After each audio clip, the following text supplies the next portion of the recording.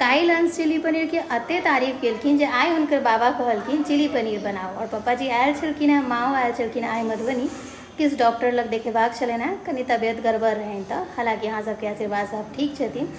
तो जे छै से चिली पनीर बनेलहुँ। तो हम सोचलहुँ किएक नहि अहूँ सबके देखाबी छी हम चिली पनीर केना बनाबै छी। हम अहाँ सब रेस्टोरेंटमे तऽ काफ़ी टाइम खाइ छी, तऽ आइ अपन हाथक चिली पनीर अहाँ सबके देखाबै छी।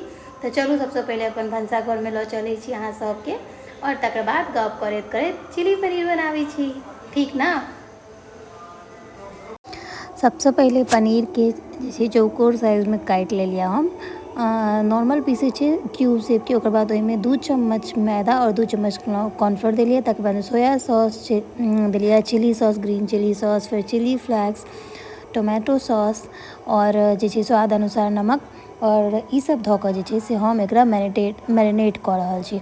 मैरिनेट एकदम सिंपल तरीका से केलिए, फूड कलर के हम इस्तेमाल नहीं कर रहल छी। तऽ देखियो मैरिनेट करला 30 मिनट रखने रहिए। ओकर बाद में 30 मिनट बाद जे छे से पनीर के फ्राई केना स्टार्ट कऽ देलहुँ। किएक तऽ चिली पनीर बनाबऽ के लेल पनीर के जहन फ्राई करै छै तकर बाद ही बनै छै मोस्टली, और एनाही हमहूँ बनाबै छियै। और तेल जे छै से हम रिफाइन ऑयल इस्तेमाल कऽ रहल छी। तो रिफाइन ऑयल ही में ही बनाबै छी। तऽ बारी बारी से सबटा पनीर के जे छै से तरि रहल छी। और जाबे पनीर तरबै ताबे चिली पनीर एकटा एहन डिश छै जाहिमे ना चॉपिंग के सबसे बेसी सामान चीज़ होइ छै चॉप करऽ के।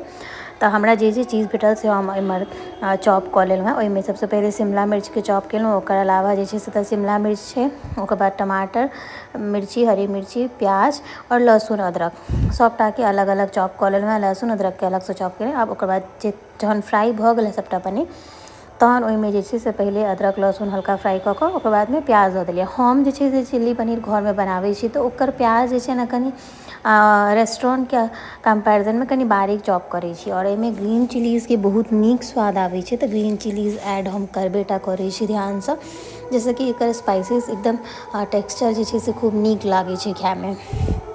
ताहि दुआरे सबके अपन अपन स्टाइल होइ छै, तऽ हमर अपन एहन स्टाइल। ओकर बाद जे पनीर जाहिमे हम मैरिनेट केने रही ओहिमे 2 चम्मच जे छै से मैदा और 1.5 चम्मच के आसपास कॉर्नफ्लोर लेलहुँ हँ। और ओकर बाद में ग्रेवी के लेल एतऽ जे छै से तैयार कऽ रहल छी ग्रेवी। तऽ ओहिमे जे छै से सोया सॉस, चिली सॉस, तकर बाद में शेजवान सॉस जे होइए से, टोमेटो सॉस सबटा दऽ कऽ जे छै एहिठमनमे, और जे कॉर्नफ्लोर दऽ कऽ पानि दऽ कऽ मिला लेलिए। एहि बर्तनमे एहि लेल मिलेलिए किएक तऽ ओकर जे कनिक जे छलैए से मैरिनेट कयल वाला छलैए, तो सेम बर्तनमे इम्हर मिला लेलिए। मिला कऽ एकरा जे छै से राखि देलिए कनि देर, जे ताबे तक ओ मिल जेतै आपसमे। और ओकर बाद इम्हर हम टमाटर भी चिली पनीरमे दै छी, हमरा नीक लागैए टमाटरके फ्लेवर ओहि दुआरे, और टेक्सचर बढ़िएँ आबै छै। और वेनिगर सेहो हम देने छलिए ग्रेवीवलामे, तऽ वेनिगर देलासँ हल्का जे खट्टापन होइ छै से आबै छै। और जहन सबटा भुजा गेल छलै तऽ ओहिमे जो ग्रेवी हम एखन अलगसँ मिला कऽ कटोरीमे रखने छलहुँ ओ ओहिमे दऽ देलिए। और एकरा लगातार हम चलाबैत रहै छी, जाहिसँ कि की होइ छै, कहै छै कि चिली पनीरके लगातार चलेबाक चाही, जाहिसँ एहिमे लम्स नहि आबै छै। लम्स एतै तऽ गाँठ बनि जायत, तहन टेस्ट नहीं आयत। तकर बाद हमरा जतेक झोर राखऽके छलै, किएक तऽ रोटीमे खायके छलै और ग्रेवी तऽ चाहबे करी, तऽ ताहि दुआरे जे हम ओतेक देलिए। नमक हम जे छै ग्रेवीमे सबसँ अंतमे ऐड केने छलिए, सादा नमक देलिए, ओकर टेस्टमे बढ़िआँ आबै छै। और तकर बाद एकरा चलाबैत रहलिए।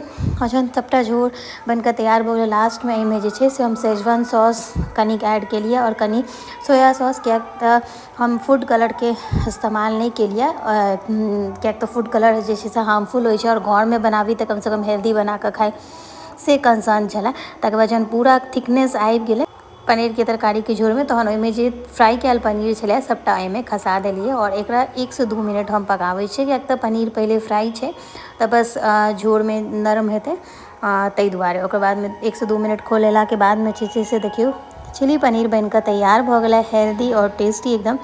और इम्हर देखियौ देखऽमे केहन लागि रहल अइ से अहाँ सब कमेंटमे हमरा जरूर कहब। अंश तऽ आइ जहन थारी देलनि एके कर लेला, तऽ कहला मम्मा आइ तऽ काल्हिओसँ नीक बनल है। थालीमे हमर है रायता, बूंदी और खीरा के, चिली पनीर और पुदीना, टमाटर, धनिया पत्ता के चटनी, संग में पेड़ा। केहन लागल